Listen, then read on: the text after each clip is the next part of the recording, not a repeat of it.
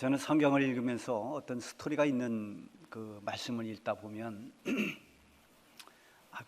가끔씩 그런 생각을 해봅니다. 내가 영화의 연출자라면 이 장면을 어떻게 찍을까? 그러면서 이런저런 장면들을 한번 생각해 보기도 하고요. 또 내가 만약에 글을 쓰는 소설가라면 이 스토리를 가지고 어떻게 하나의 소설을 만들 수 있을까? 그래서 성경에는 기록되어 있지 않지만 기록되지 않는 그런 여러 가지 아주 디테일한 부분들을 상상력을 동원해서 이렇게 써나가는 그런 멋진 신앙 소설을 한번 쓰는 것도 좋겠다. 그런 등등의 생각을 해봅니다. 이런 상상력을 가지고 제가 오래전에 목회자 세미나에 갔을 때 어떤 목사님이 모세에 대한 이야기를 했습니다. 그럼 성경에 나오는 이야기가 아니라 이런 상상력을 동원한 모세 이야기죠. 모세 하면 하나님의 부름을 받고 이스라엘 백성들을 애굽에서 이끌어내는 지도자입니다. 종살이의 그 고통 속에서 하나님께서 모세를 통해서 이스라엘 백성들을 이끌어냅니다. 그리고 하나님이 약속하신 저 가나안 땅을 향해 가는데 그 가나안 땅으로 가는 여정, 그 중간 지역 광야 40년의 세월이 있습니다. 그 40년 동안 광야에서 살았던 그 삶은 정말 고단한 삶입니다. 환경이 참으로 열악한 곳에서 그곳에서 40년을 살아왔습니다. 단지 먹고 사는 것이 힘든 것도 힘든 거지만 모세에게 있어서 그보다 더 힘들었던 것은 불평하고 원망하는 백성들을 이끌고 그 광야길을 가는 거였습니다. 얼마나 힘들게 하나님 앞에 때로는 엎드려 기도하면서 이 백성들을 용서해달라고 그렇게 기도하면서 그러면서 40년을 그 광야에서 백성들을 이끌고 가나안으로 가는 여정을 인도해 왔습니다. 근데 그 광야 생활이 다 끝나고 이제 드디어 하나님이 약속한 그 가나안 땅이 저 눈에 내려다 보이는 바로 그곳에서 하나님께서 모세에게 이제 너의 사명은 여기까지다 라고 말씀하십니다.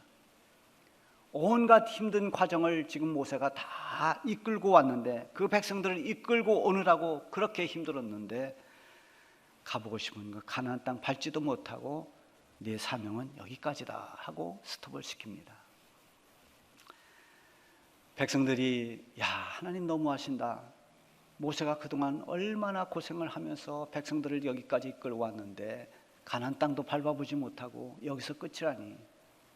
근데 모세가 엉엉 웁니다. 어깨를 들썩이면서 서럽게 웁니다.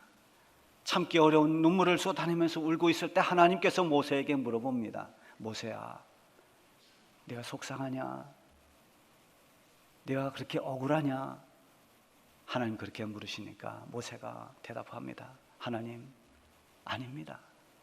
제가 우는 것은 속상해서 우는 게 아닙니다. 억울해서 우는 게 아닙니다. 너무 감동이 돼서 웁니다. 지나온 40년 돌아보니 그 힘든 광야에서 하나님의 은혜가 아니었으면 한 발자국도 여기까지 올 수가 없었습니다. 낮에는 구름 기둥으로 밤에는 불 기둥으로 만나와 메추라기를 먹이면서 이 백성들을 이끌고 여기까지 오는데 하나님께서 은혜를 주시고 하나님이 은총을 베풀어 주셔서 여기까지 왔습니다. 생각해 보면 너무너무 감사하고 감격스러워서 제가 이렇게 눈물을 흘립니다.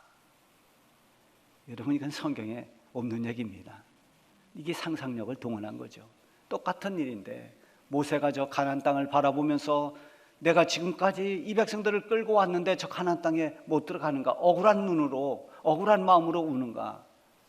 아니면 지금까지 지나온 40년의 그 광야 생활 걸음걸음마다 하나님이 베풀어 주신 그 많은 은혜를 생각하면서 감격해서 우는가? 이걸 신앙적으로 보면서 상상력을 동원한 것입니다. 오늘 본문 말씀을 역시 스토리가 있는 이 말씀을 우리는 어떤 소설이나 영화나 이런 것도 만들 수 있습니다. 믿음의 상상력을 동원해서 만들어내는 여러 가지 픽션들, 성경 동화 또는 어떤 신앙, 어떤 소설, 기독교 영화 이런 것들이 다 그런 거죠. 자, 그렇다면 오늘 이 본문을 배경으로 해서 영화를 만든다면 아까 말씀드린 것처럼 모세가 이제 자기의 사명을 다 완수하고 하나님 은혜에 감사하면서 눈물 흘리는 그것이 모세 사명의 끝장면이라면 그 첫 장면을 어떻게 시작하는 게 좋을까? 바로 우리 오늘 본문이 있는 출애굽기 4장 가운데 20절에 보면은 그 20절 말씀이 바로 모세가 사명을 시작하는 그 첫 출발에 어떤 메시지를 줄 수 있는, 이미지를 줄 수 있는 좋은 장면이라고 생각이 됩니다. 20절에 보면 이렇게 기록되어 있습니다. 모세가 그의 아내와 아들들을 나귀에 태우고 애굽으로 돌아가는데 모세가 하나님의 지팡이를 손에 잡았더라. 40년 동안 양치기를 하던 그 미디안을 떠나서 이제는 하나님께서 가라고 한 그 애굽을 향해 떠나가는 모세, 자기의 사랑하는 아내와 자식들을 나귀에 태우고 그리고 사명을 감당하기 위해서 이제 애굽으로 가는 그 모세의 얼굴에 진지함 그리고 긴장감, 이런 것들이 비춰지지 않겠습니까? 그리고 그 손에 뭔가를 하나 잡고 있는데 긴 지팡이를 잡고 있습니다. 그것이 하나님의 지팡이라 했습니다. 아마 영화의 한 장면이 클로즈업 된다면 모세의 손일 것입니다. 지팡이를 굳게 잡고 있는 그 모세의 손이 크게 확대되어 보여질 것입니다. 오늘 설교 제목이 손에 잡은 그것으로 이렇게 정했습니다. 모세의 손에는 지팡이를 잡았지만 우리 모두의 손도 우리 손에 뭔가를 잡고 있는 것이 있습니다. 그것은 우리가 의지하고 있는 것, 우리가 신뢰하고 있는 것, 우리가 붙잡고 있는 것입니다. 모세의 손에 지팡이를 잡고 있다는 것은 모세가 떠나는 그 사명의 길에 무엇을 의지하고 있는가를 보여주는 상징적인 것입니다. 모세가 붙잡고 있는 그 지팡이를 하나님의 지팡이라고 하는 것은 그가 잡고 있는 것이 겉으로는 지팡이지만 실제로는 하나님을 의지하는 믿음이요 능력입니다. 모세는 지금 하나님의 능력을 붙잡고 있고 하나님을 완전히 신뢰하는 믿음을 붙잡고 가는 것입니다. 여러분, 가수 노사연 씨가 부른 바람이라는 노래가 있어요. 한때 굉장한 선풍을 일으켰는데 저는 생각에 가사 때문에 그렇게 선풍을 일으켰다고 생각이 듭니다. 특히 나이가 좀 든 중년들에게 굉장히 그 가사가 공감이 됐을 겁니다. 거기에 보면 그런 가사가 있죠. 등에 짊어진 삶의 무게가 온몸을 아프게 하고 평생 바쁘게 살아왔으니 다리도 아픕니다. 뭐 온몸도 아프고 다리도 아프고. 그런데 그 시작하는 게 어떻게 시작하냐면 내 손에 잡은 것이 많아서 손이 아픕니다. 이렇게 시작합니다. 손에 잡은 게 많아서 손이 아프다. 여러분, 손에 잡고 있는 것이 많아서 손이 아프다는데 지금 여러분들의 손에는 무엇을 잡고 있습니까? 무엇을 붙잡고 무엇을 의지하고 살아가고 있습니까? 손에 잡은 것이 많으면 많을수록 고될 수밖에 없습니다. 복잡하고 힘들 수밖에 없습니다. 잡은 것이 단순할수록 목표를 향해 가기가 쉽습니다. 모세가 그동안 잡고 있었던 그 지팡이는 양을 치며 먹고 살기 위한 생존의 지팡이입니다. 때로는 그 지팡이로 양을 몰고 가기도 했습니다. 그 지팡이로 위기에 빠진 양을 구해내기도 했습니다. 양을 해치러 오는 늑대들을 쫓기도 했습니다. 때로는 지치고 피곤한 몸을 기대는 그런 지팡이로 사용하기도 했을 것입니다. 그러나 하나님의 부르심을 받고 그 사명을 감당하러 가는 이 지팡이는 같은 지팡이지만 다른 지팡이가 되었습니다. 오직 이제는 하나님만 의지하고 가는 하나님의 지팡이가 된 것입니다. 그것은 모세가 만든 것이 아닙니다. 하나님께서 모세를 부르시고 그에게 능력을 주시면서 모세의 손에 쥐어준 하나님의 지팡이입니다. 양치기 지팡이를 잡고 양을 치던 어느 날 하나님께서 모세를 부르셨습니다. 모세야, 모세야. 그리고 모세에게 사명을 주셨습니다. 너는 저 애굽에서 종살이하고 있는 내 백성들을 이끌어내라. 애굽 왕 바로에게 가라는 것입니다. 모세는 40살이 되기까지 이 애굽 왕이 거하는 왕궁에 살았습니다. 그래서 애굽 왕이 누구인지를 잘 압니다. 상식으로 아는 게 아닙니다. 들어서 아는 것이 아니라 실제로 그 속에서 살아서 바로 왕의 권세가 얼마나 크다는 것을, 얼마나 대단하다는 것을 실제 경험으로 알고 있는 사람입니다. 감히 누구도 도전할 수 없는 그 바로 왕, 애굽 왕, 그와 맞서라는 겁니다. 모세가 두려웠습니다. 그래서 하나님 앞에 변명합니다. 하나님, 제가 아무리 가서 하나님이 보냈다 해도 그들은 믿지 않습니다. 그때 하나님께서 모세야, 네가 지금 들고 있는 그 지팡이를 땅에 던지라고 명령하십니다. 모세가 지팡이를 땅에 던졌습니다. 그 지팡이가 뱀으로 변했습니다. 긴 뱀이 되어 땅을 기어갑니다. 그때 다시 하나님께서 모세에게 말씀하십니다. 이제 너는 저 뱀의 꼬리를 잡아라. 모세가 뱀의 꼬리를 잡았더니 그것이 다시 지팡이가 되었습니다. 하나님의 전능하신 능력을 보여주신 것입니다. 그리고 또 하나의 이적을 보여주셨습니다. 그러면서 이 두 가지 이적을 사용하되 이것도 바로에게 통하지 않는다면 너는 저 나일강 물을 퍼다가 땅에 부어라.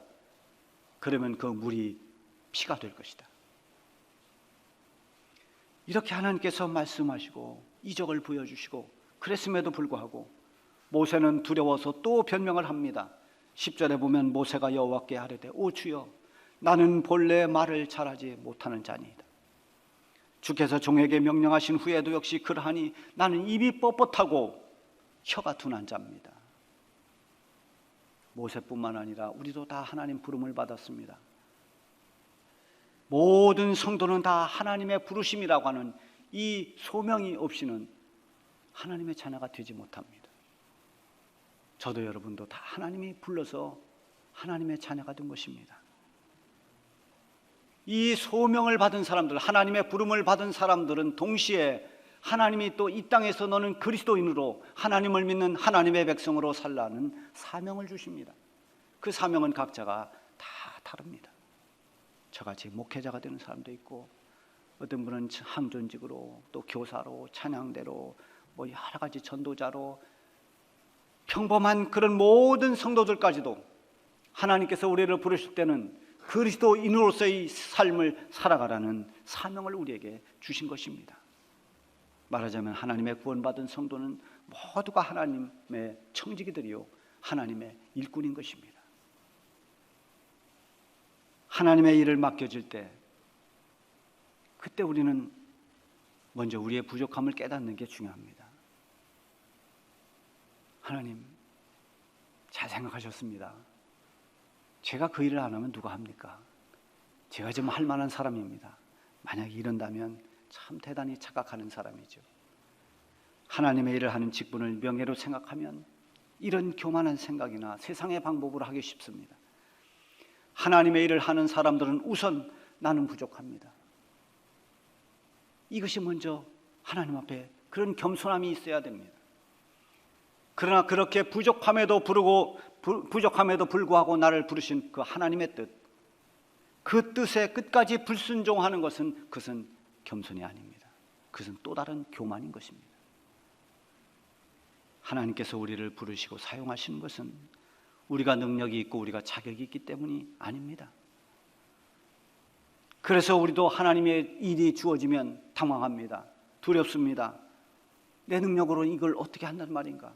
내 힘으로 이걸 어떻게 할 수 있을까? 모세도 그랬습니다. 하나님, 저는 본래 말을 잘 못합니다. 내가 어떻게 바로를 설득시킬 수 있겠습니까?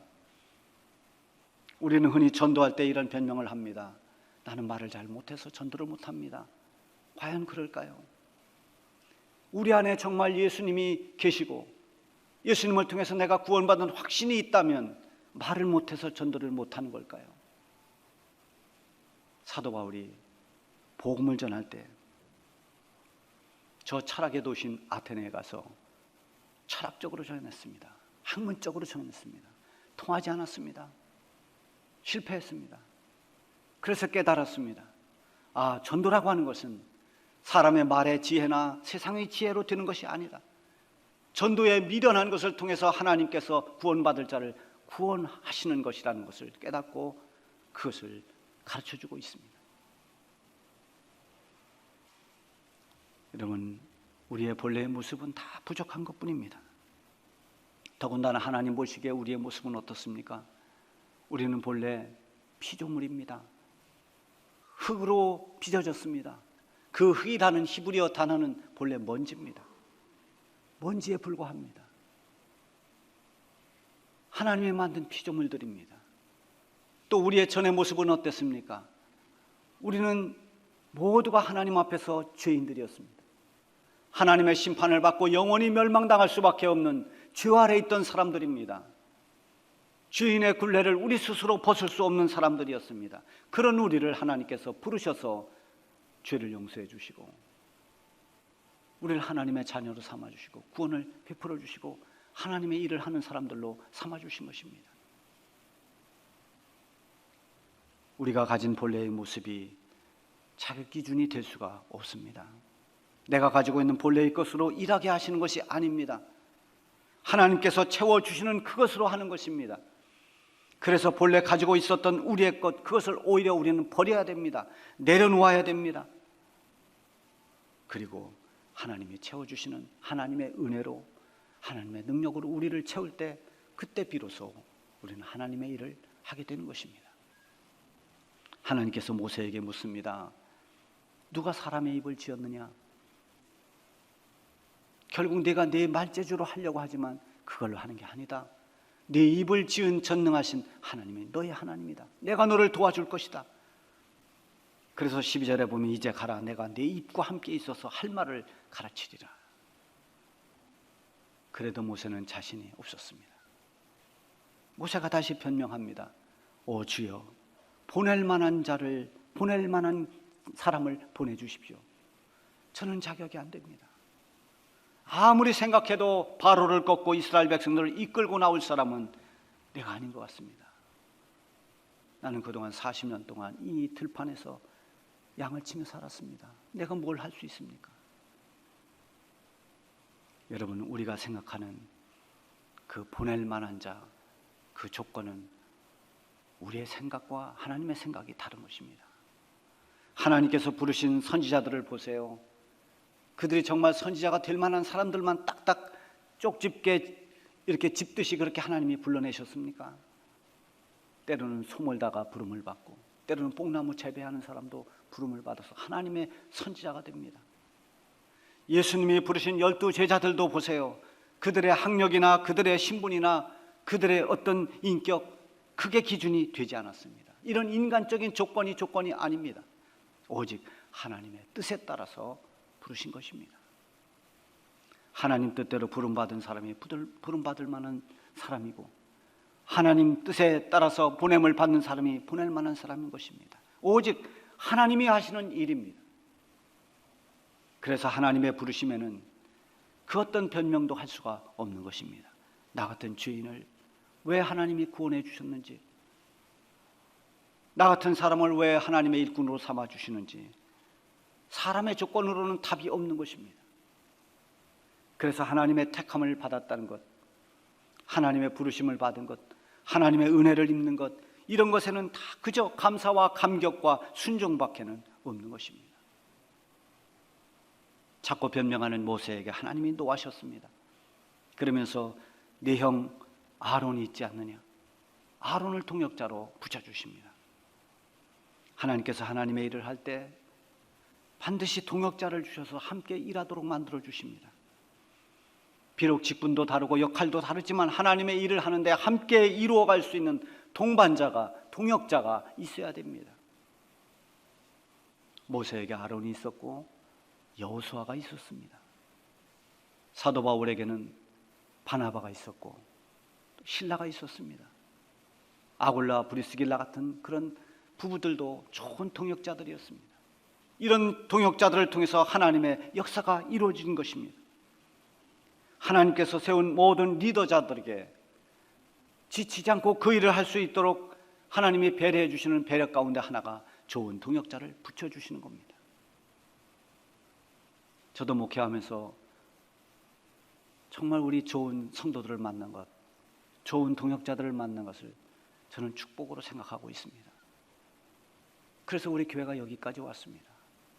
아무 탈 없이, 그래도 모든 조그마한 어떤 문제들이 없는 건 아니지만 그런 자잘한 것을 다 고쳐내면서 여기까지 오는 것은 하나님께서 좋은 성도들, 좋은 동역자들을 붙여주셨기 때문이라고 저는 믿고 있습니다. 목회자뿐만이 아닙니다. 여러분, 이것은 작게 말하면 구역도 마찬가지입니다. 구역장을 세웠으면 구역장이 일할 수 있도록 그 구역에 좋은 동역자 한 사람만 굳건히 서 있어도 구역장이 일할 수 있습니다. 기관, 부서 다 마찬가지입니다. 회장이 회장의 일을 할 수 있도록 그 회원이 잘 도와주고 협력하는 그런 선한 동역자가 있으면 그 회장은 넘어지지 않습니다. 리더가 그 일을 잘 할 수 있도록 적극 도와주고 협력하는 그 사람이 하나님이 붙여준 선한 동역자인 것입니다. 여러분들 좋은 리더자들이 되고 좋은 동역자들이 되시기를 바랍니다. 말을 걱정하는 모세에게 말 잘하는 아론을 동역자로 붙여주셨습니다. 그러나 결국은 모세도 아론도 아론이 아무리 말을 잘한다 하더라도 아론이 다 하는 것이 아닙니다. 모세도 아론도 다 하나님의 도움이 있어야 그 역할을 할 수 있습니다.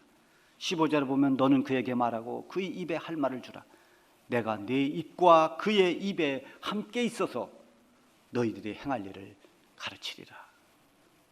하나님이 가르쳐 주시고 하나님이 도와주시고 하나님이 인도해 주셔야 되는 겁니다. 이제 하나님께서 모세에게 지팡이를 쥐어주시면서 말씀하십니다. 너는 이 지팡이를 손에 잡고 이것으로 이적을 행할지니라.